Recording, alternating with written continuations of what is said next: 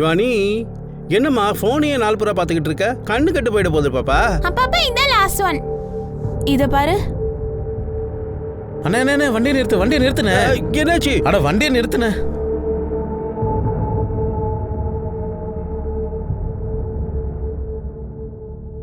அண்ணே வானே பானிபூரி சாப்பிடலாம். அட வேற ஏதாவது சாப்பிடலாம்ப்பா. டெய்லி அதிகம் சாப்பிட்டா அசிடிட்டி வரும். அதெல்லாம் ஒண்ணும் இல்ல. ஒண்ணு சாப்பிட்டா ஒண்ணும் ஆகாது. சரியா? ப்ளீஸ்ண்ணே வானே. நீ வேறடா. சரி வா. சரி வா போலாம். நீங்க வேணா போங்க, நான் வரல. தோனி வாமா, நீங்க சாப்பிடுங்கம்மா. தோனியா அப்புறம் ஃபீல் பண்ணக்கூடாது. பக்கா. அப்ப சரி, நான் உனக்காக சாட் வாங்கிட்டு வரேன். அது சாப்பிடுறியா? ஓகே. சரி.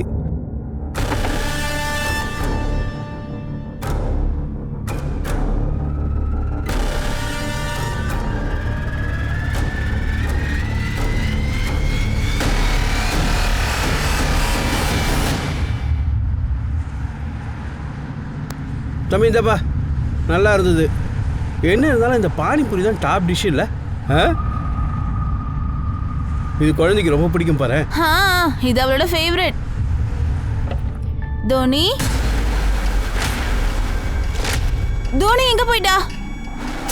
தோனி போ அங்க சரி. தம்பி ஒரு சின்ன பொண்ணு வண்டியில உட்கார்ந்திருந்தா பாத்தீங்களா?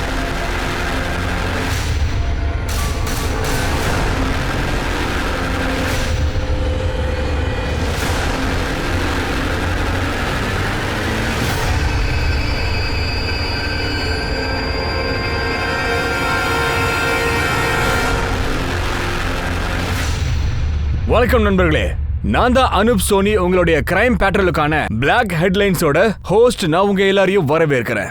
10 வயசான சின்ன பொண்ணு கண்ண மூடி கண்ண திறக்கிறதுக்குள்ள எங்க போயிட்டா? அவங்க அப்பா, அம்மா, சித்தப்பா எல்லாரும் அவளை தேடி கண்டுபிடிக்க ரொம்ப முயற்சி எடுத்தாங்க. ஆனா எங்க தேடியும் குழந்தை கிடைக்கல. வேற வழி இல்லாம அது ஒரு மிஸ்ஸிங் கம்ப்ளைண்ட் ஆயிடுச்சு. லோக்கல் போலீஸ் ஸ்டேஷன்ல ரெஜிஸ்டர் பண்ணப்பட்டுச்சு. தேடுதல் வேட்டையில போலீஸும் தீவிரமா இறங்குனாங்க. ஆனா இப்பெல்லாம் சின்ன குழந்தைங்க எத்தனை இடத்துல எத்தனை பேர் காணா போறாங்கன்னு உங்களுக்கே தெரியும். இந்த சின்ன பசங்கலாம் எங்கதான் காணாம போறாங்கன்னு யாருக்கும் தெரியல.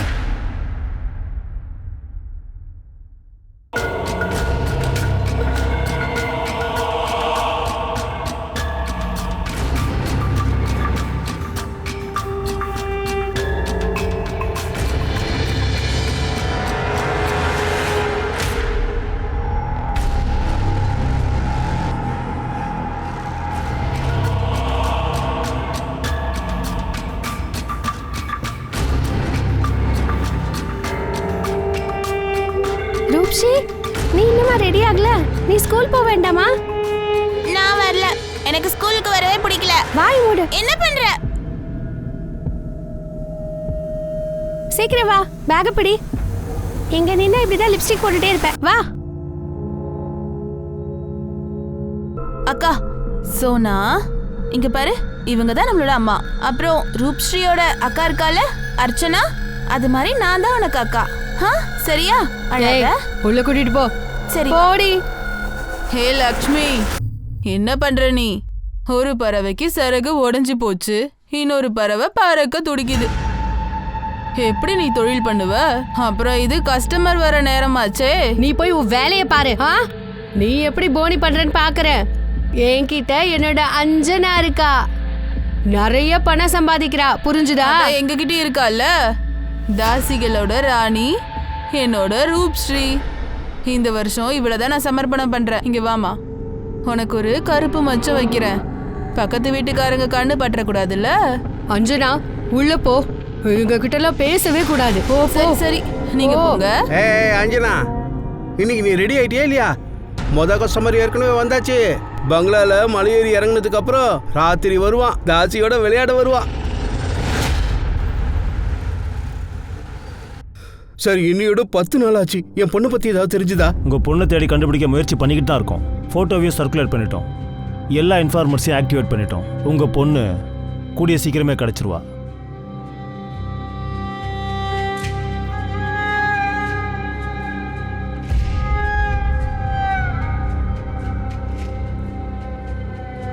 அவ இப்போ எங்க எப்படி இருக்காளோ நினைச்சாலே கவலையா இருக்கு. அட பிரபாத சாரிகா, இந்த பொண்ணு நிஜமாவே ஸ்பெஷல் தான். ஓ, உனக்கு அதிர்ஷ்டம் தான் போ. இவதான் உன்னோட அதிர்ஷ்ட தேவதை. வாமா வாமா, உனக்கு உன்னோட அதிர்ஷ்டத்துக்கான இன்ஜெக்ஷனை போட்டு விடுறேன். வா வா வா.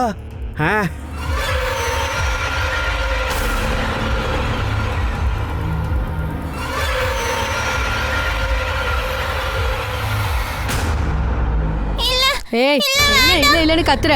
அந்த ரூப்ஸ்ரீ அந்த இன்ஜெக்ஷனை எடுத்துக்கிட்டு பொம்பளை ஆயிட்டா. ஆனா இவ என்னடானா இவ உடம்பு கொஞ்சம் கூட மாறவே இல்ல. இருடி. ஏய் உன்ன ஏய் வெளிய வாடி. வெளிய வா, வெளிய வான்னு சொல்றல. என்ன கோவப்படுத்தாத, முதல்ல வெளிய வா. அட என்னம்மா நீ காலையில தானே அவளுக்கு இன்ஜெக்ஷன் போட்ட. இப்படி சும்மா சும்மா போட்டுட்டே இருந்தனா அப்புறம் அவ செத்துருவா. ஏச்சி வாயை மூடு. செத்தா சாகட்டும். நீ இங்க என்னடி பண்ணிட்டு இருக்க? போய் உன் வேலையை பாருடி, இல்லனா உன்னை கொன்னு போட்டுருவேன். நீ வா வாடி. சித்தி, அப்படிலாம் கட்டாயப்படுத்தாதீங்க. அவளுக்கு தொழில கத்து கொடுங்க. ஹர்ஷு, ஏய் செல்லம், நீ எங்க போயிட்ட? நான் இங்க தான் இருந்தேன்ப்பா. ஏய் தள்ளி போடி. ஏங்க வா. என்னடா ஓசிக்கெல்லாம் இங்க எவ்வளவு அனுபவிக்க முடியாது, புரியுதா? கஸ்டமரை கொண்டு வந்திருக்கேன் சித்தி. அட முதல்லயே சொல்ல வேண்டியதானே. உள்ள வாங்கண்ணே. இவரை உள்ள கூட்டிட்டு போ. போங்க சார். வாங்க சார். வாடியே ராஜகுமாரி, வா வா வா. அட சார், எல்லாரும் இங்க பாருங்க பாருங்க, இங்க பாருங்க, இங்க பாருங்க. எங்களோட ராஜகுமாரி ரெடி ஆயிட்டா பாருங்க. இங்க பாருங்க, சும்மா சக்கா சக்குன்னு ரெடி ஆயிட்டால. தாசி சுகம் கொடுக்க தயாராயிட்டா.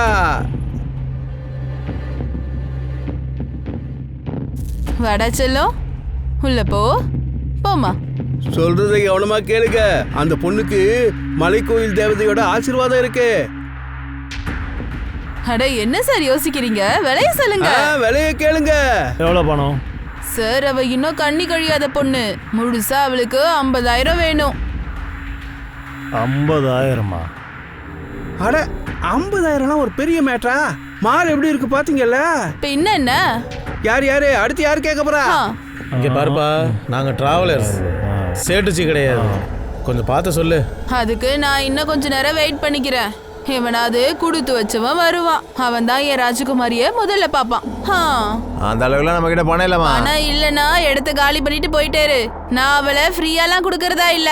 சரி, அவளை விட்டு தள்ளு. உள்ள ஒருத்தி உட்காந்துருக்கால, அவளுக்கு என்ன ரேட்டு? அடே நாசமா போனவனே, அவ ஒண்ணு தாசி இல்லடா. பொண்ணு வேணும்னா பணம் எடுத்துட்டு வா, இல்லனா எடுத்து காலி பண்ணு. பணம் இல்லாம வந்துட்டோம். பேரை சொல்லு, ஊரை சொல்லுன்னு. சரிதா போடா.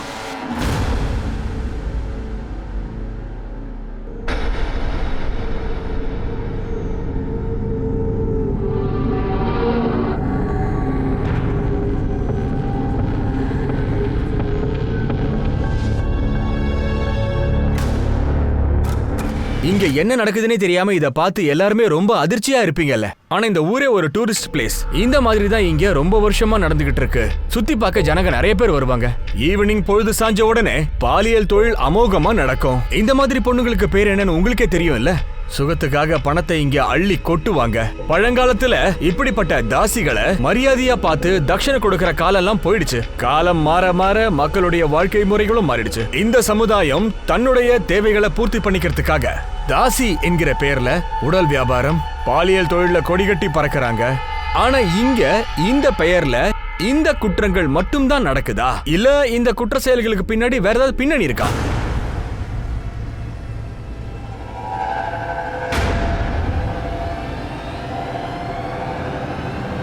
அட பாப்பா, எந்திரிமா எந்திரி.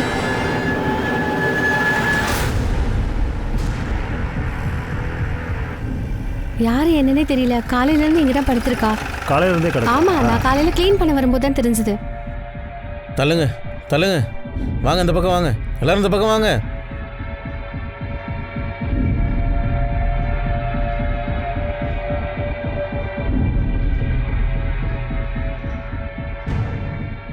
யாருப்பா முதல்ல இந்த குழந்தைய பார்த்தது? சார், நான் தான் பார்த்தேன். இந்த பொண்ணு இந்த இடத்த சேர்ந்தவ இல்லை. நான் எல்லார்கிட்டயுமே கேட்டேன், யாருக்குமே இந்த பொண்ணு அடையாளம் தெரியல.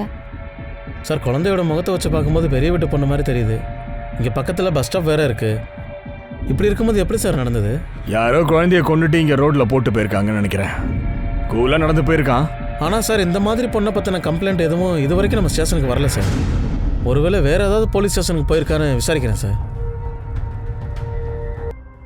இதோ பாருங்க சார், ஒரு பையன் அந்த பொண்ணை தூக்கிட்டு வந்துட்டு இருக்கான். அங்கே பாருங்க, அந்த பொண்ணு அப்படியே கீழே விழுந்துட்டா. சார் அந்த பொண்ணு ஏற்கனவே செத்துட்டா போல இருக்கு. கொஞ்சம் ஜூம் பண்ணி போங்க. அப்போ டைம் என்னன்னு பாருப்பா. ராத்திரி 10:30 மணி சார். இது வேற ஒரு சிசிடிவி கேமராவோட ஃபுட்டேஜ் சார். இந்த ஃபுட்டேஜில் அந்த பையன் பஸ்ஸில் உட்காந்து வந்தது தான் தெரியுது. இந்த பஸ் பக்கத்து டவுனுக்கு தானே போகுது? Right sir.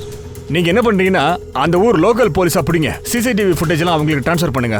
அந்த கில்லரை உடனே பிடிச்சாகணும். ஒரு சின்ன குழந்தைய கொண்டுட்டு இருக்கான், அவனை விடவே கூடாதியா.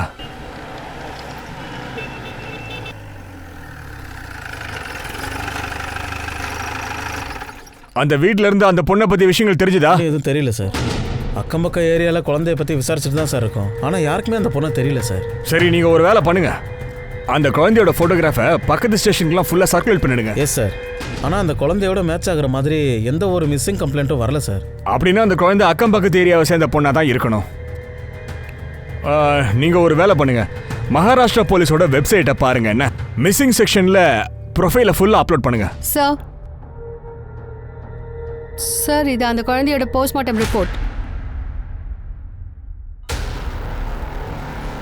10 வயசு பொண்ணு ரேப் பண்ணிருக்காங்களா?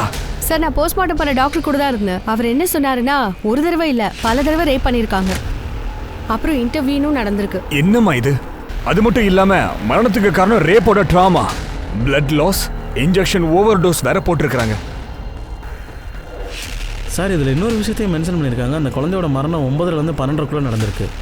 ஆனால் குழந்தையோட பாடி நமக்கு அடுத்த நாள் தான் கிடச்சிருக்கு. அதோட அந்த பையன் அந்த குழந்தையோட பாடியை கடைக்கு பின்னாடி வந்து போட்டான்ல.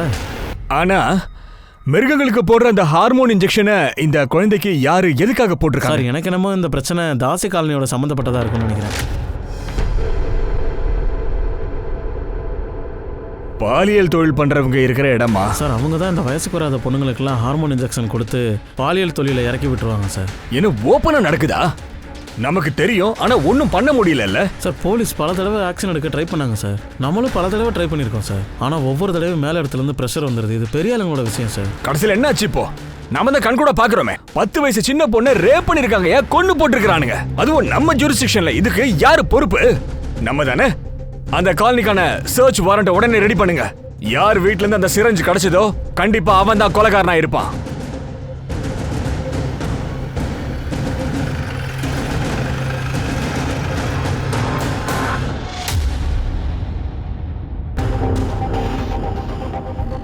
எந்தெந்த வீடு?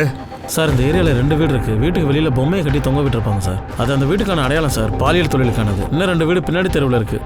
இதோ இந்த வீடு ஒன்று சார், திறந்தா சார் இருக்கு. நீங்க இந்த பக்கம் போய் பாருங்க, வாங்க. என்ன என்ன என்ன பண்றீங்க? இங்க பாருங்க சார், போலீஸ்க்கு புதுசா வந்திருக்கீங்களா என்ன? யூனிஃபார்ம் போட்ட யாரும் இங்க வரக்கூடாது. முதல்ல இங்க இருந்து கிளம்புங்க.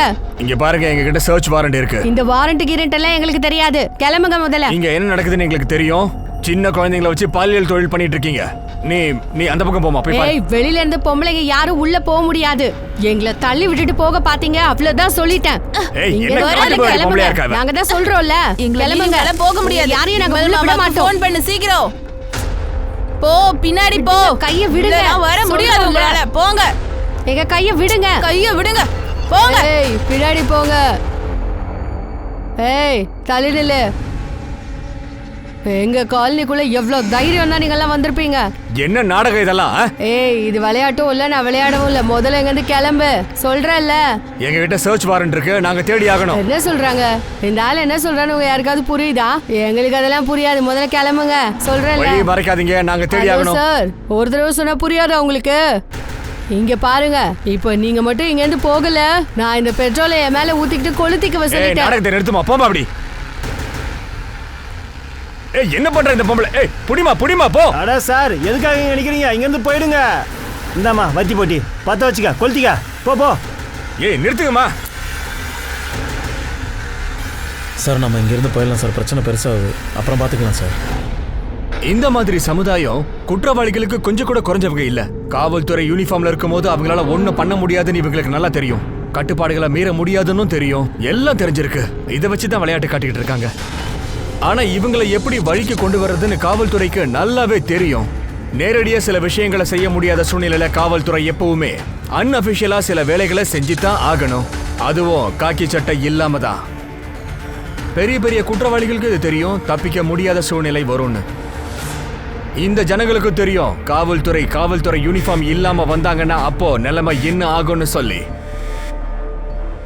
இந்த குழந்தைய பார்த்தீங்களா? இல்லை சார், இந்த பொண்ணு எங்கள் வீட்டு பொண்ணெல்லாம் இல்லை. சரி, இவனை? இல்ல சார். தெரிஞ்சாலும் சொல்ல மாட்டீங்க.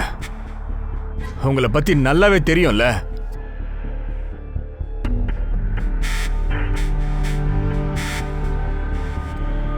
இந்த 3 குழந்தைகளுக்கும் நீங்க இன்ஜெக்ஷன் போடுறீங்கல்ல? அட என்ன சார் நீங்க ஏன் இப்படிலாம் பேசுறீங்க? அவ எங்க வீட்டு பொண்ணு, அவளுக்கு போய் போடுவோமா? அந்த குழந்தை உன் பொண்ணாமா? அட ஆமா சார், என் பொண்ணு தான். உங்க யாருக்குமே அந்த மூஞ்சி ஒத்து போலையே. அட என்ன சார் நீங்க, இவங்க அப்பா எங்கெல்லாம் போய் ஊர் சுத்துறாருன்னு யாருக்கு தெரியும் சொல்லுங்க. ஓ, நீங்க செய்யற வேலைக்கெல்லாம் எண்டு கார்டு போடுற இருங்க. இந்த தொழில் நிறுத்திட்டு மரியாதையா போயிடுங்க. வாங்கப்பா போலாம். இன்ஃபார்மர்ஸ் எல்லாருக்கும் சொல்லி ஃபுல் டீட்டெயில்ஸ் எடுங்க. அந்த பொண்ணு, இந்த ஆளு, இவங்களுக்குலாம் இந்த குடும்பத்துக்குள்ள என்ன சம்பந்தம் பாருங்க. போலீஸுக்கு இந்த பெண் குழந்தைகள் அடையாளம் ரொம்ப ரொம்ப முக்கியம். இங்க ஒரு மிகப்பெரிய கேள்வி என்னன்னா, இந்த பொண்ணு குஜராத்ல இருந்து இந்த பலான ஏரியா மகாராஷ்டிராக்கு எப்படி வந்து சேர்ந்தா? இந்த சின்ன பிஞ்சு குழந்தைய கொண்டவன் யாரு?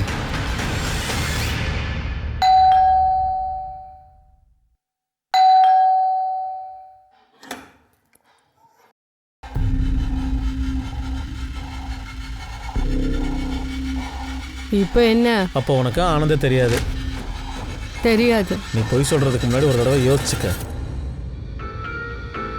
சார், பொய் சொல்லாம வேற என்னதான் சார் பண்றது? அத்தனை பேர் முன்னாடி நான் எப்படி சார் உங்ககிட்ட சொல்றது? அந்த பையன் இருக்கால ஆனந்த், அவன் என் பொண்ணை பார்க்க அடிக்கடி இங்க வந்து போவான். கடைசியில் அவன் ஒரு நாள் என் பொண்ணை கூட்டிட்டு ஓடி போயிட்டான். அந்த பையன் வெப்பன்ஸ் விற்கிறவன், அதோட ரேபிஸ்ட் கூட. அட கடவுளே, இப்போ என் பொண்ணு நிலைமை என்ன ஆகும்? அட கடவுளே, அவன் எங்க தங்கியிருக்கான்ற விஷயம் எல்லாம் உங்களுக்கு தெரிஞ்சிருக்கும்ல? அதானே தெரியல சார். இந்த மாதிரி ஆளுங்க நிரந்தரமா ஒரு இடத்துல தங்குவாங்களா? இந்த குழந்தையோட போட்டோ பாரு. அவன் இந்த குழந்தையோட எப்பயாவது வந்திருக்கானா? இல்ல சார், இது வரைக்கும் இந்த பொண்ணை நான் இங்க பார்த்ததே இல்ல. ஆனந்த் கூடயும் நான் இந்த குழந்தைய பார்க்கல. ஏற்கனவே என் பொண்ணை காணும், நான் மனசு உடைஞ்சு போயிருக்கேன் சார். கவலைப்படாத, கடவுள் நமக்கு ஒரு வழி காட்டுவாரு. சரியா? நல்லா இருக்கல்ல?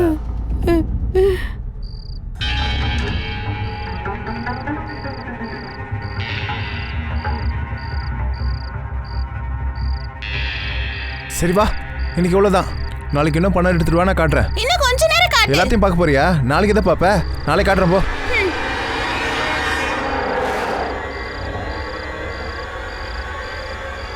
சோனாவுக்கும் அதை காட்டேன். அதனால எனக்கு என்ன கிடைக்கும்?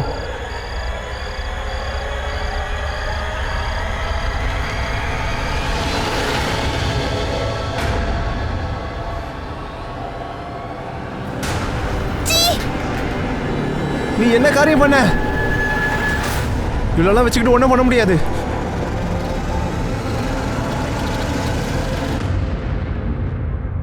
சொல்லு மாத்திரே. ஓகே, நான் கான்ஸ்டபிள் அனுப்புகிறேன், நீ ஹேண்ட் ஓவர் பண்ணிவிடு. ஓகே, நான் செக் பண்ணிக்கிறேன். சார், டோலாப்பூரில் ஆனந்த் இருக்கிற இடம் தெரிஞ்சு போச்சு சார். அவன் கூட இன்னொரு பொண்ணு இருக்கா சார். சார், அந்த பொண்ணு ஹேமாவோட பொண்ணு. சார்,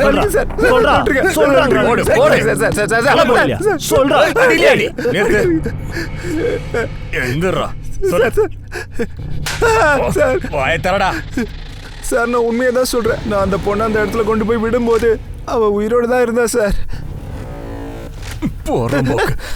என்னாச்சு நான் சொல்லட்டா? அந்த பிஞ்சு குழந்தைக்கு இன்ஜெக்ஷன் போட்டிருக்க, அப்புறம் ரேப் பண்ணிருக்க, அதனால அவ இறந்துட்டா. பயந்து போய் கடைக்கு பின்னாடி தூக்கி போட்டு ஓடிட்டல. சொல்றேன். இல்ல சார், நான் இது வரைக்கும் எந்த தப்புமே பண்ணல. அந்த பொண்ணுக்கு நான் இன்ஜெக்ஷனே போடல சார். சார், அந்த இன்ஜெக்ஷனை ஏமாவும் யுவராஜ் தான் போடுவாங்க. பசங்க அவங்க கஸ்டடியில தான் சார் இருப்பாங்க. அப்ப எதுக்காக அவளை கூட்டிட்டு வந்த? தூக்கிட்டு வரல சார், தீபாவளி தான் என்கிட்ட கூட்டிட்டு வந்தா சார். ஆக்சுவலி நான் அவளை யுவராஜ் ஹேமா கிட்ட இருந்து காப்பாத்த நினைச்சேன்.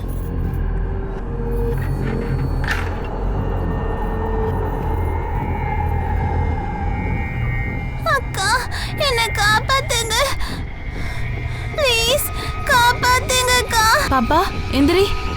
அதுக்கப்புறம் நான் அவளை என் கூட கூட்டிக்கிட்டு ஆனந்த் கிட்ட போனேன். தீபாவளி, ஆனந்த், நீ எதுக்கு இவ்வளவு கூட்டிட்டு வந்த? ஆனந்த் இவ அழுதுட்டு இருந்தா, அம்மா கிட்ட போகணும்னா. இப்ப அவ அம்மாவை நான் எங்க போய் தேடுறது? ஆனந்த், இவளை கோவில்ல இல்லனா ஏதாச்சும் அநாத ஆசிரமத்துல விட்டுறியா? இவ இங்கே இருந்தானா அப்புறம் என்ன மாதிரியே ஆயிடுவா.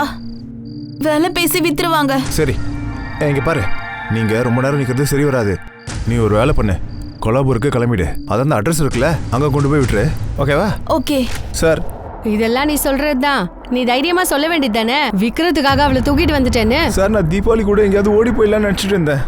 தீபாவளி ஒரு வேலை குழந்தை விற்கிறதுக்கு பிளான் பண்ணிட்டு இருக்காளா இல்லையான்னு எனக்கு தெரியாது. இல்ல இல்ல இல்ல, எனக்கு தோனியை விக்கலாம் பிளான் கிடையவே கிடையாது. கண்டிப்பா அந்த மாதிரி அந்த ஆனந்தா செஞ்சிருப்பா. அதனாலதான் அவன் முதல்ல என்ன கொல்லாப்பூருக்கு அனுப்புனா.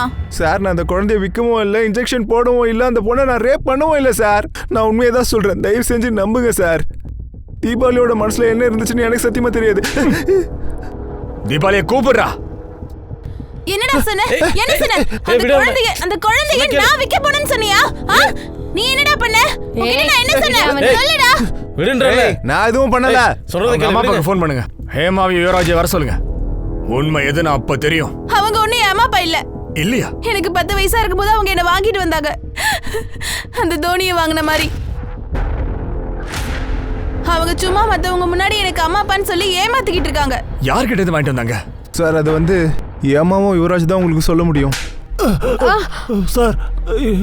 சார், எங்களை மன்னிச்சிடுங்க சார், நாங்க உங்ககிட்ட போய் சொல்லிட்டோம். அது என்னன்னா, பயணிகள் வந்து போகும்போது தேவதாஸ் வீட்லேருந்து பலாத்கார் இல்லைன்னா யாராவது செத்துட்டாங்கன்னா அது நல்ல விஷயம் இல்லை. அது எங்கள் தொழிலை ரொம்ப பாதிக்கும் சார். அதனால தான். துவனியை எங்கேருந்து வாங்கிட்டு வந்த? சார், நாங்கள் பக்கத்தில் ஸ்டேட் இருக்குல்ல, அங்கேருந்து தான். டாக்குமெண்ட்ஸ்லாம் கூட வச்சுருக்கோம்.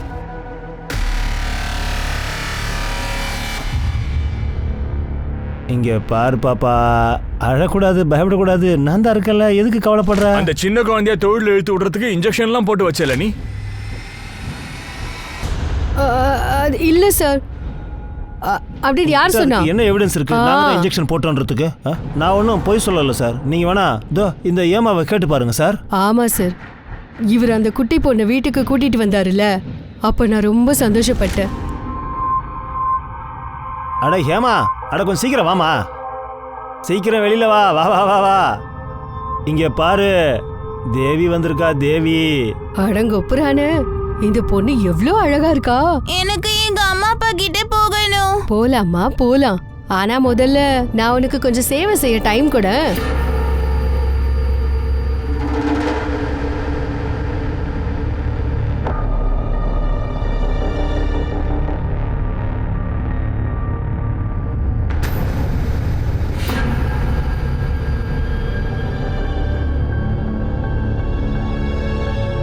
கொஞ்ச நேரத்துக்கு அப்புறம் நான் அவளை குளிக்க கூட்டிட்டு போனேன்.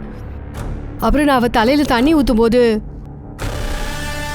எனக்கு ஒரே அதிர்ச்சி ஆயிடுச்சு சார். அவளை ஏற்கனவே யாரோ ஏதோ பண்ணிட்டாங்க போல இருக்கு. நீ சொல்றதை எப்படி நாங்க நம்புறது?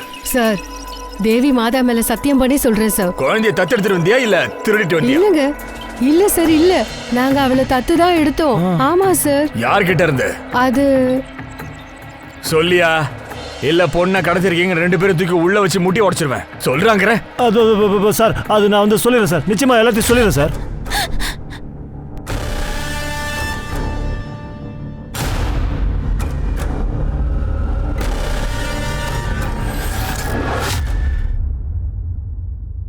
சார், இவன் Mansukh Patel sir. 7 state police இவனை தான் தேடிட்டு இருக்காங்க சார். சார், முக்கியமாக விமன் ரப் கிங், சைல்டு ரப் கிங், இது எல்லாத்துலேயும் இவன் இன்வால்வ் இருக்கான் சார். அப்போ இவன் வெறும் கைகூலி தான். உண்மையான கேடி வெளியில எங்கேயோ இருக்கு. கண்டிப்பா சார், யாராவது மன்சுக் பட்டேலுக்கு இந்த குழந்தைய வித்திருக்கலாம், அப்புறம் மன்சுக் பட்டேல் இவங்களுக்கு வித்திருக்கலாம். சின்ன குழந்தைங்களை எப்படி விலை கொடுத்து வாங்குறாங்க? போலீஸ் கடுபிடிக்கு பயந்து அடாப்ஷன்ற பேர்ல நாடகம் ஆடுறாங்க. சரியா சொன்னீங்க சார். இப்ப பாலியல் தொழில இதெல்லாம் பேஷன் ஆயிடுச்சு சார். அப்புறம் இவங்க சொல்றதெல்லாம் வச்சு பார்த்தா அவங்க தங்களோட குழந்தைங்களை மட்டும் வச்சு பாலியல் தொழில் பண்றாங்க சார். ஓகே, ஒரு கை பார்த்துடலாம். மூடி மறைச்சு அவனுங்களே தைரியமா குற்றம் பண்ணும்போது நம்ம என்ன சாதாரணமா? இந்த கேடி பையில அடிச்சு தூக்குனா தான் குழந்தையோட உண்மையான அம்மா அப்பா யாருன்னு தெரிஞ்சுக்கலாம். ஸ்டேட் போலீஸ உடனே கான்டாக்ட் பண்ணி கேளுங்க. இன்ஃபார்மர்ஸுக்கெல்லாம் கியூ கொடுத்துருங்க. அந்த மன்சூர் பட்டேல் எங்க இருந்தாலும் சரி, அந்த ராஸ்கலை தூக்குங்க. சார் இந்த துணி தேசாய் பேரை வச்சு பார்க்கும்போது குஜராத்தி மாதிரி இருக்கா. மும்பையில் கூட ஏராளமான குஜராத்திஸ் இருக்காங்க. நான் ஒரு வேலை செய்கிறேன் சார், மும்பை போலீஸை காண்டாக்ட் பண்ணுறேன். குஜராத் போலீஸையும் காண்டாக்ட் பண்ணுங்க. Okay sir. சார் தீபாவளியும் ஆனந்தியும் என்ன சார் பண்றது? இந்த கேஸ் சால்வ் ஆகாத வரைக்கும் உங்களுக்கு ஒன்றும் கிளியரா சொல்ல முடியாது. ஹலோ, நான் சப் இன்ஸ்பெக்டர் தேவன் பட்டேல், சாம்ஜே போலீஸ் ஸ்டேஷன்லேருந்து கால் பண்ணுறேன். நீங்கள் எந்த குழந்தையோட ஃபோட்டோவை ஷேர் பண்ணீங்களோ அதோட மிஸ்ஸிங் கம்ப்ளைண்ட் எங்களோட போலீஸ் ஸ்டேஷனில் 15 நாளுக்கு முன்னாடி அவங்க அப்பா அம்மா 2 பேரும் சேர்ந்து வந்து கம்ப்ளைண்ட் கொடுத்தாங்க. ஓகே, நீங்கள் இங்கே வந்து குழந்தையோட பாடியை வாங்கிக்கோங்க. ஓகே. நாங்கள் இப்போ கூட இன்வெஸ்டிகேட் பண்ணிட்டு தான் இருக்கோம். தோனியோடைய கிட்னாப்பை யார் இந்த பண்ணாங்க? குழந்தையோட கிட்னாப்பிங் நடந்துச்சு இல்ல, அப்ப கூட யாரெல்லாம் இருந்தது? அவங்க 3 பேர் தான் சார். அவளோட அப்பா அம்மாவும் சித்தப்பாவும். ஆனால் அவங்களுக்கு யாருக்கும் எதுவும் தெரியல, எந்த சத்தமும் கேட்கல. சிசிடிவில தான் இருந்துச்சா? இல்லை சார், அந்த ஏரியாவில் சிசிடிவி கேமரா இல்லை. இருக்கிறதும் சரியா ஒர்க் ஆகும். கிட்னாப்பிங் போது சத்தம் வரல, வேற எந்த பிரச்சனையும் இல்லை அப்படின்னா தெரிஞ்சவங்க கூட தான் குழந்தை அங்க இருந்து கிளம்பி இருக்கான்னு அர்த்தம். இல்லைன்னா அவளோட கவனம் சாப்பாடு மேலே வந்திருக்கும். வெளியாளுங்க யாராவது கிட்னாப் பண்ணிருக்கலாம்ல. அட வாங்கின பானிபூரி சாப்பிடலாம். சரி சரி வா போலாம். நீங்க போங்க, நான் வரல.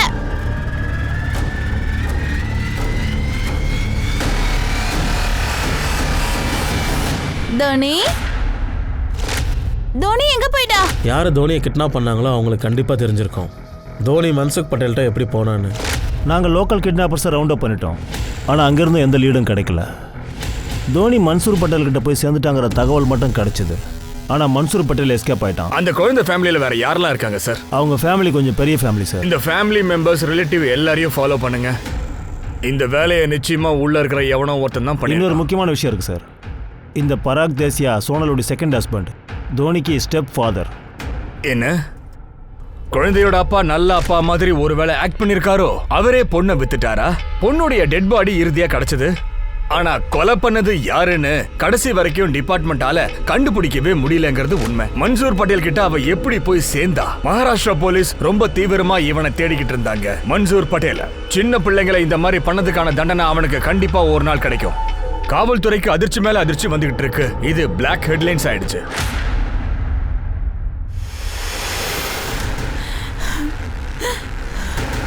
லட்சுமி, நீதான் என் பொண்ணை கொன்னியா? உன்னை வெட்டாம விட மாட்டேனா? நான் சொல்றத கேளு. உன் பொண்ணு அவதான் கொன்னுருப்பா. ஏய் என்ன சொல்ற? இவ உன்கிட்ட பணத்தையும் வாங்கிக்கிட்டு கடைசில உன் பொண்ணையும் கொண்டுட்டா போல இருக்கே. என்ன விடு. சொன்ன கேளு, அவளை விடு. என்ன விடு. எதுக்காக என் பொண்ணை கொன்ன? நாங்க எதுக்கு உன் பொண்ணை கொல்லணும் சொல்லு. சார், இந்த குழந்தையோட கண்டிஷனை பார்த்தா யாரோ தலையில் அடித்து கொலை பண்ணியிருக்காங்கன்னு நினைக்கிறேன்.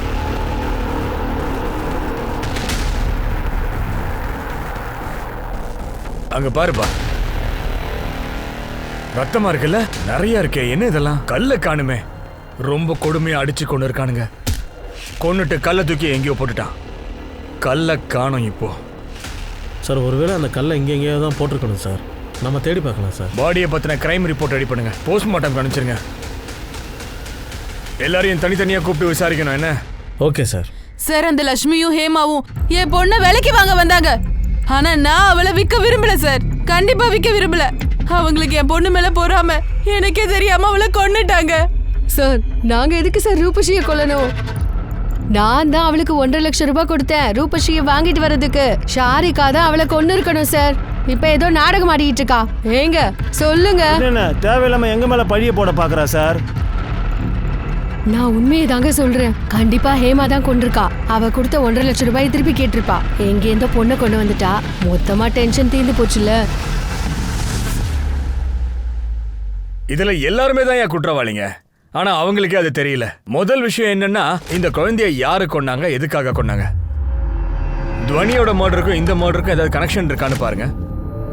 சார், நான் எல்லா ஸ்டேட் போலீஸோடையும் கான்டாக்டில் இருக்கேன். ஆனால் இன்னும் அந்த மன்சுக் பற்றி எந்த தகவலும் இல்லை சார். ஒரு தடவை மன்சுக் பட்டேல் இருக்கிற இடம் தெரிஞ்சிருச்சுன்னா தோனியோட கிட்னாப்பிங் மர்டர் அப்புறம் இந்த கேசஸ் எல்லாம் ஈஸியாக சால்வ் ஆகிடும் சார். அந்த லேடிக்கு இன்னொரு பொண்ணு இருக்கால்ல? ஆமாம் சார், அவள் பேர் அர்ச்சனா சார். ஓ அப்படியா? அந்த பொண்ணு இந்த பொண்ணை விட பெரியவ தானே. ஆனா அந்த பொண்ணை பத்தி எதுக்காக யாருமே பேசாம இருக்காங்க? பெரிய வியாபாரம்லாம் அங்க போயிட்டு இருக்கு. ஆனா இந்த பொண்ணை வச்சு எதுவும் பண்ணவே இல்லையே. அதான் ஏன்? யோசிக்க வேண்டிய விஷயம் தான் சார். நீங்க ஒண்ணு பண்றீங்களா? ரூபஸ்ரீயை எந்த டாக்டர் போஸ்ட்மார்ட்டம் பண்ணாரோ அவர்கிட்ட இன்னும் நோண்டி விசாரிங்க. அண்ட் இந்த ஃபேமிலிஸ் கிட்ட வேற பொண்ணுங்களை பத்தி டீடைல்ஸ் கேதர் பண்ணுங்க. அப்புறம் இந்த ரூபஸ்ரீயை பத்தி ஏதாவது விஷயம் தெரியுதான்னு பாருங்க. Right sir. பாடியை போஸ்ட்மார்ட்டம் அனுப்பிடுங்க. அப்புறம் 3 பொண்ணுங்க டீடைல்ஸும் என்னன்னு பாருங்க. Okay sir.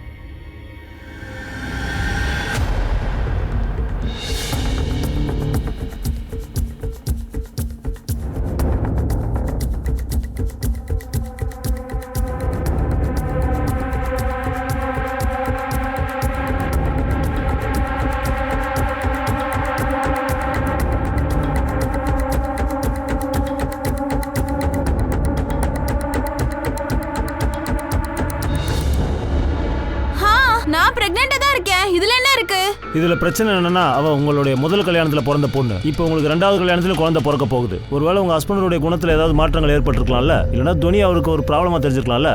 சார் அவளால எனக்கு அப்படி ஒரு பிரச்சனை இருந்திருந்தா அவளை நான் கல்யாணமே பண்ணியிருக்க மாட்டேன் சார். ஆனால் நான் கல்யாணத்துக்கு அப்புறமா கூட துவனியை என்னோட சொந்த பொண்ணாக தான் நினச்சிக்கிட்டு இருந்தேன் சார். அப்புறம் எல்லா உறவுகளும் ரத்த உறவுகளாக இருக்கணுமா என்ன? மனசு நெருக்கமாக இருந்தால் போதும் சார். அது எப்படி நடந்திருக்கும்? திடீர்னு ஒரு பொண்ணு காணாம போயிட்டா, அதுவும் உங்க 3 பேருக்கு முன்னாடி. இப்போ எதுவும் தெரியாதுங்கிறீங்க. எனக்கு என்னமோ உங்க 2 பேருக்குமே இதுல சம்மந்தம் இருக்குன்னு தான் தோணுது. Enough inspector. என்கொயரின்ற பேர்ல நீங்க எது வேணாலும் பேசலாமா? உங்களுக்கு அது எவ்வளவு கஷ்டமா இருந்தாலும் சரி, நான் அந்த உண்மையை தேடி கண்டுபிடிக்காத வரைக்கும் உங்களை நான் திரும்ப போலீஸ் ஸ்டேஷனுக்கு வரவழைச்சிக்கிட்டு தான் இருப்பேன். சார் திரும்ப கேட்கறதுனால என்னோட ஸ்டேட்மெண்ட் மாறாது சார். நான் அண்ணனுக்கும் ஹெல்ப் பண்ணல, அன்னைக்கும் ஹெல்ப் பண்ணல சார். நான் 2 பேருக்கூடயும் சேர்ந்து பானிபூரி சாப்பிட்டு இருந்தேன். நான் போய் எப்படி சார் துணியை கிட்னாப் பண்ண முடியும்? இல்லை வேற யாராவது வச்சு பண்ண முடியுமா? சார் அந்த பொண்ணோட போஸ்ட்மார்ட்டம் ரிப்போர்ட் சார். ரூபஸ்ரீக்கும் ஹார்மோன் இன்ஜெக்ஷன் கொடுத்துருக்காங்க, ஆக்சிடாக்சின். இந்த குழந்தைக்கும் 10 வயசு தான் ஆகியிருக்கு. பெரிய தப்பு. இந்த இன்ஜெக்ஷனை சின்ன குழந்தைங்க மேல எத்தனை நாளா இவங்க போட்டுட்டு இருக்காங்கன்னு கண்டுபிடிக்கணும். குழந்தைங்க மனசையும் உடம்பையும் இவங்க சுயநலத்துக்காக பயன்படுத்திக்கிறாங்க. சார் இதுல ஒரு நல்ல விஷயம் இருக்கு. ரூபஸ்ரீ விஷயத்துல எந்த ஒரு செக்ஸுவல் ஆக்டிவிட்டியும் நடக்கல சார். ஒருவேளை மர்டருக்கான காரணம் அதுவே கூட இருக்கலாம்ல. மார்க்கெட்ல லான்ச் பண்றதுக்காக ரெடியா வச்சிருக்காங்க. சார் இதோ அர்ச்சனா அஞ்சனா சோனமோட மெடிக்கல் ரிப்போர்ட். இந்த பொண்ணுக்கு இன்னும் இன்ஜெக்ஷன் கொடுக்கல, ஆனா சோனாக்கு தொடர்ந்து இன்ஜெக்ஷன் போட்டிருக்காங்க. Yes sir. அர்ச்சனாக்கு வயசு 15 சார். அஞ்சனாக்கு வயசு 26 சார். டிஎன்ஏ டெஸ்ட் என்னாச்சு பாத்துட்டீங்களா? Yes sir. டாக்டர் வந்து அர்ச்சனா அப்புறம் ரூபஸ்ரீ கூடவே சோனா அப்புறம் அஞ்சனாவோட டிஎன்ஏ டெஸ்டையும் செக் பண்ணியிருக்காரு.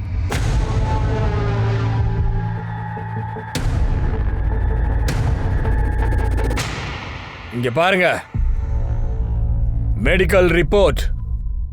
உங்க இஷ்டத்துக்கு நீங்க போடக்கூடாத இன்ஜெக்ஷனை போட்டு தள்ளி இருக்கிறீங்க.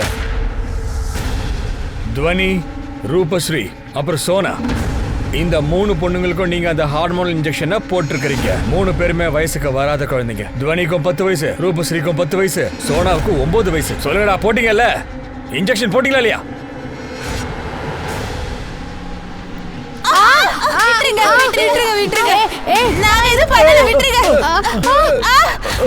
ஆமா நாங்க இன்ஜெக்ஷன் போட்டோம். அப்படி பண்ணலனா நாங்க தினம் எப்படி பொழைக்கிறது, சாப்பிடுறது? அது எங்களோட வழக்கம். குலதெய்வத்துக்கு பிடிக்காத விஷயத்தை யாரும் செய்யக்கூடாது. சாமி வந்து நான் உன் காதல நொட்டுச்சா? குழந்தைங்களுக்கு இன்ஜெக்ஷன் போடு, பலான தொழில எல்லா பிள்ளைகளும் யூஸ் பண்ணுன்னு. சார் நீங்க என்ன சொல்றீங்க சார்? ஏன் நான் பேசுறது புரியல? பொய் சொல்றதுனால எந்த பிரயோஜனமும் இல்ல. Medical report இருக்காங்கிட்ட. ரூபஸ்ரீ உன்னோட குழந்தை இல்ல. அப்புறம் சோனா இன்னொரு பொண்ணு, 2 பேரும் சகோதரிகள் இல்ல. அர்ச்சனா தான் உன்னுடைய ஒரே பொண்ணு. அவளை மட்டும் நீ தொழில ஈடுபடுத்தவே இல்ல. ஆமா சார். ஏன்னா என்ன மாதிரியே அவளும் இந்த பாதாள சாக்கடையில விழுந்து நாசமா போக கூடாதுன்னு நினைச்சேன். அவளுக்கு கல்யாணம் பண்ணணும்னு நினைச்சேன். அவ வேற எங்கேயாவது போய் சந்தோஷமா இருக்கணும்னு நினைச்சேன். அதனாலதான் அவளை தள்ளியே வச்சா இதுக்குள்ள வரக்கூடாதுன்னு. ஆனா ரூபஸ்ரீயே கொன்னுட்டு இருக்க. இல்ல சார், இல்ல சார், நான் அவளை கொல்லவே இல்ல. அவ ஏன் குழந்தை சார். சார் சார் நான் எல்லாரையும் சரிசமமா தான் சார் பார்த்தேன். சார் சார் இந்த ஹேமா அப்புறம் லக்ஷ்மி அவங்க 2 பேரும் என் பொண்ணை பார்த்து பொறாமப்பட்டாங்க சார். வாய மூடுறி. மறுபடியும் உன்னோட கச்சேரி ஆரம்பிச்சிட்டியா நீ? குலதெய்வம் என்னை எரிச்சு கொல்லட்டும். நான் உன் பொண்ணை கொண்டிருந்தா அப்படிதான் நடக்கும். சரி வாய மூடுங்க. எது உண்மை எது பொய்ன்னு தெரியதான் போகுது. அது வரைக்கும் வாய மூடிட்டு இருக்கணும். நீங்க எல்லாருமே குற்றவாளி தானே. குழந்தைங்களை விலை பேசி வாங்கறது, கண்ட இன்ஜெக்ஷனை போடுறது, அதுங்களை வச்சு பாலியல் தொழில் பண்றது, எல்லாத்துக்கும் சேர்த்து ஆப்படிக்கிற இருக்கடி. பெட்ரோல் கேனை கொண்டு வந்து தரவாடி, தலையில அப்படியே கவுத்திக்கோ. இதுக்கெல்லாம் கூட்டு போயா. ஒரு வழியா காவல்துறை பாலியல் தொழில் பண்ற எல்லாரையுமே கூண்டோட கைலாசத்துக்கு அனுப்பிச்சிட்டாங்க. ஆனா காவல்துறை கிட்ட இன்னும் புரியாத புதிர்கள் இருந்துச்சு. முதல்ல அஞ்சனா, சோனா அப்புறம் ரூபஸ்ரீ, இவங்க அடையாளங்களை கண்டுபிடிக்கணும். இவங்க யாரு, எங்க இருந்து வந்தாங்க, இவங்களை குடும்பத்துக்கிட்ட கொண்டு போய் சேர்க்கறது, அண்ட் முக்கியமா ஹார்மோனல் இன்ஜெக்ஷன்ஸை டோட்டலா நிறுத்துறது. கடவுள் பேரை சொல்லி இந்த கேவலமான தொழிலை பண்றத நிப்பாட்ட வைக்கணும்.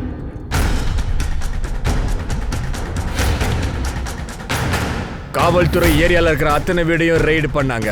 அப்ப கிடைச்சது எக்கச்சக்கமான இன்ஜெக்ஷன்ஸ். ரெய்டு நடந்துட்டு இருக்கிற அந்த நேரத்துல ஒரு வீட்ல இருந்து ரத்த கரையோட ஒரு கல்லு கிடைச்சது.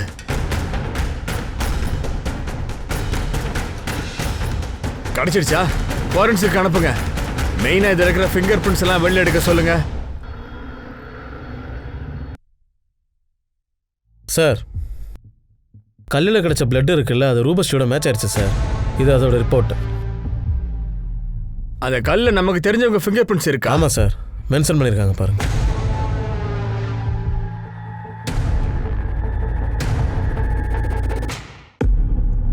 ஆமா, நான் தான் ரூபஸ்ரீயை கொன்னேன். ஏன்? சரி, நீ போய் ரெடி ஆயிட்டு வா. சரியா? சீக்கிரம் இவளுக்கு அந்த வீடியோ காட்டு. நான் ஏன் தாசி ஆகணும்? ஆமா, நீ தானே சொன்ன நான் உன்னோட பொண்ணுன்னு. நான் இதெல்லாம் பண்ணணும்னு எந்த அவசியம் இல்லைன்னு. ஆமா, அப்படி சொன்னேன். அப்ப ரூப்ஸ்ரீ நம்ம கூட இருந்தா. இப்ப நான் அவளை ஹேமாத்த கிட்ட அனுப்ப போறேன். அதுக்கு 1.5 லட்சம் கிடைக்கும். அதுக்கப்புறமா அந்த 1.5 லட்சம் ரூபாய் அப்புறம் நீயும் நிறைய சம்பாதிப்ப. நம்ம பணக்காரங்களாயிடுவோம். சரியா? அப்பவே நான் முடிவு பண்ணிட்டேன். ஒருவேளை அவளை யாரும் விலை கொடுத்து வாங்காம இருந்திருந்தா எனக்கு எந்த கஷ்டமும் இல்லை. ரூப்ஸ்ரீயால என்னோட வாழ்க்கையை நாசமா போச்சு. அதான் நான் அவளை கொன்னுட்டேன். ரூப்ஸ்ரீ, நாளைக்கு நீ போறல்ல, நான் உனக்கு ஒரு gift தரலான்னு இருக்கேன். gift? என்னக்கா? எங்க இருக்கு அந்த gift? எங்க? அந்த கல்லு இப்ப எங்க கிட்ட தான் இருக்கு. இங்க பாருமா, பெரிய குற்றம் பண்ணிட்ட நீ. எல்லாத்துக்கும் நீயும் ஒரு வகையில பொறுப்பா இருந்திருக்க. இந்த சிஸ்டம் இப்படிதான்ப்பா சொல்லுது. ஒருவேளை சமூகத்துல இப்படிலாம் நடக்காம இருந்திருந்தா இன்னைக்கு நீயும் கொலைகாரியா இருந்திருக்க மாட்ட. இந்த சைல்டு டிராபிகிங்கோடைய பெரிய விஷயம் இன்னைக்கு ஒரு முடிவுக்கு வந்துடுச்சு. பாலியல் தொழில் இப்ப ரொம்ப பிரபலமாயிடுச்சு. அத காவல்துறை வேரோட அழிக்க முயற்சிகள் பண்ணிக்கிட்டு தான் இருக்காங்க. ஆனா இதுல சில தடங்கல்களும் இருக்கு. பெற்றவங்க மறுபடியும் அவங்கள ஏத்துக்க மாட்டேங்கிறாங்க. இன்னொரு பொண்ணோட அம்மா அப்பா எங்க இருக்காங்கன்னே தெரியல. அவங்கள இன்னும் தேடிக்கிட்டே தான் இருக்காங்க. ஹலோ. சுனில் சார், நானும் எவ்வளவோ தேடி பார்த்தேன், ஆனா எதுவும் கிடைக்கல. இந்த மன்சூர் பட்டேல் இருக்கான்ல, அவன் இருக்கிற இடம் எனக்கு தெரிஞ்சிடுச்சு. நம்ம ஆளுங்க அவனை தூக்கிறதுக்கு ரெடி ஆயிட்டாங்க. எனக்கு நீங்க ஒரு உதவி பண்ணணுமே. யார் இந்த குழந்தைங்களை வித்தாங்களோ அவங்களுக்கு இந்த மன்சூர் பட்டேல் தான் காசு கொடுத்துருப்பான். அந்த குழந்தைங்க ஃபேமிலி அப்புறம் ஃப்ரெண்ட்ஸ் அவங்க பேங்க் ஸ்டேட்மெண்ட்ஸ் எல்லாம் செக் பண்ணுங்க. யாருடைய அக்கௌண்ட்ல ஏதாவது பெரிய அமௌண்ட் டிரான்சாக்ஷன் ஆயிருந்தா அப்படின்னா கண்டிப்பா அவங்க தான் இதுல மெயின் விக்டிமா இருப்பாங்க. ஓகே.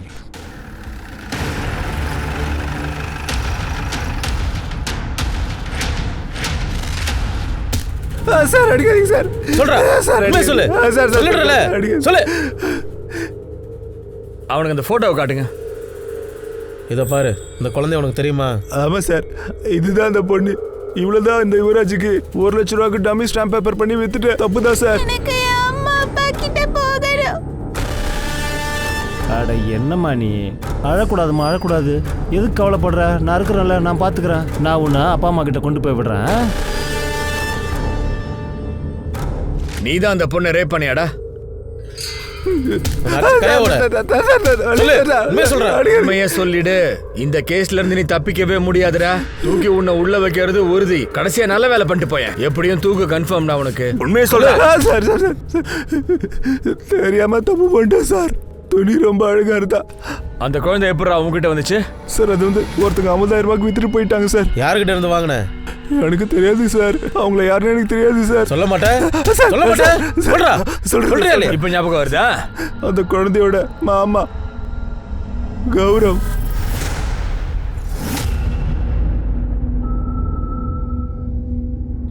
ஆமா, அது உண்மைதான். நான் சொன்னதுனாலதான் அந்த கௌரவ் தோனிய மன்சுக் பட்டேல் கிட்ட வித்துட்டான். அட தோனி பாப்பா. மாமா நீங்களா? உனக்கு நான் அகமதாபாத்தை சுத்தி காட்டவா? சரி, ஒரு வேலை செய். சீக்கிரமா வந்து என் பைக்ல உட்காரு. நம்ம வீட்டுக்கு போய் எல்லாருக்கும் சர்ப்ரைஸ் கொடுக்கலாம். ஓகே. மொபைல் அங்கேயே வச்சிரு. சரி. சீக்கிரம் வா. தோனியை யாருக்கும் தெரியாம அங்கிருந்து கூட்டிட்டு போயிட்டேன். அப்புறமா அவளுக்கு மயக்க ஊசியை போட்டு விட்டுட்டேன். அதுக்கப்புறம் அவளை தூக்கிட்டு மன்சூர் கிட்ட போனேன். பொண்ணு நல்லதா இருக்கா?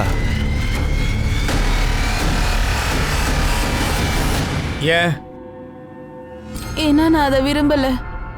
ஏன்னா என்னோட மோசமான கடந்த கால வாழ்க்கை என்னோட வருங்கால குழந்தைய பாதிக்க கூடாதுன்னு நினைச்சேன். என்னோட இந்த கதை அதை நிரந்தரமா நான் முடிச்சிடணும்னு நினைச்சேன். அவ்வளவுதான், அதை நான் முடிச்சிட்டேன். இப்ப என்னாச்சு பாத்தியில? உன்னுடைய இந்த குழந்தை ஜெயில தான் பிறக்க போகுது. ஒரு குழந்தை செத்து போயிடுச்சு, ரெண்டாவது புருஷன் கூட வாழணும்னு ஆசைப்பட்டல. ஒரு தாயே தான் குழந்தைய பெத்து இருக்கா. இதை நினைக்கும் போது ரொம்ப பதட்டமா இருக்கு. ஒருத்திக்கு குற்றம் செய்யும் போது தான் கை நடுங்கல. இப்போ என்னால ஒரு விஷயம் தான் சொல்ல முடியுது. பழங்கதைகளை நம்பி அதை பாரம்பரியம்னு தொடர்ந்துட்டே வரும்போது சமூகத்துக்கு நாம பண்ற இந்த அநியாயம் மற்றும் விடுதலை, சமுதாயம், இந்த அரசாங்கம் எல்லாருக்கும் கடமை இதுல இருக்கு. நான் உங்க அனுப் சோனி இப்ப விடை பெற்றிருக்கிறேன். அடுத்த புது எபிசோட்ல மறுபடியும் சந்திக்கிறேன். சுவாரஸ்யமான இன்னொரு புது எபிசோட் உங்களுக்காக காத்திருக்கு. அப்புறம் மறந்துடாதீங்க, நமக்கும் குற்றத்துக்கும் இடையில ஒரு நூல் எழிதான் கேப் இருக்கு. சோ பாத்துருங்க, ஜாக்கிரதையா இருங்க, பாதுகாப்பாவும் இருங்க. ஜெய் ஹிந்த்.